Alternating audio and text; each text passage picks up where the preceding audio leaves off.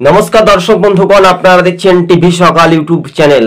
আজকে নবমীর দিনে রাজ্যবাসীকে শুভেচ্ছা অভিনন্দন জানিয়ে আজকের প্রতিবেদন। এবার তৃণমূল তাসের মতো ভাঙছে, অর্থাৎ আইএসএফে কিন্তু একটা যোগদানের হিড়িক বা প্রবল উৎসাহ, সংখ্যালঘু ভোট যদি আইএসএফের দিকে একেবারে শক্তি দিয়ে তাদের ভোট ব্যাংক যদি ধরে রাখতে পারে, তাহলে তৃণমূল 26-এর ভোটে হেরে যেতে পারে, এমনটা একটা সার্ভে জনমত সমীক্ষার ইঙ্গিতে বলা যাচ্ছে। মানে বলাই একেবারে বাহুল্য বলা যেতে পারে, কেননা তৃণমূল এবার কিন্তু ক্ষমতা থেকে হারবে। কেননা সংখ্যালঘু ভোটারদেরকে ভুলবশত বলবে যে এনআরসি আসবে, সিএ আসবে, তাই আমাদেরকে আরও একবার ভোট দাও। এই কথা বাংলার মানুষ কিন্তু বুঝতে পেরেছে।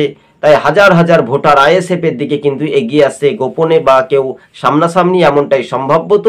তবে উত্তর 24 পরগনা, দক্ষিণ 24 পরগনা সহ পাশাপাশি সংখ্যালঘু জেলাগুলিতেই ভোটের ফ্যাক্টর হতে পারে নওশাদ সিদ্দিকীর আইএসএফ দল, এমনটাই সম্ভাব্য। দর্শক বন্ধুগণ, টিভি সকাল ইউটিউব চ্যানেলটি ভালো লাগলে সাবস্ক্রাইব করে পাশে থাকবেন। কিন্তু ভাঙড় বা ক্যানিং এই দুই বিধানসভাতে ব্যাপকভাবে প্রভাবে আইএসএফের জয় নিশ্চিত হয়ে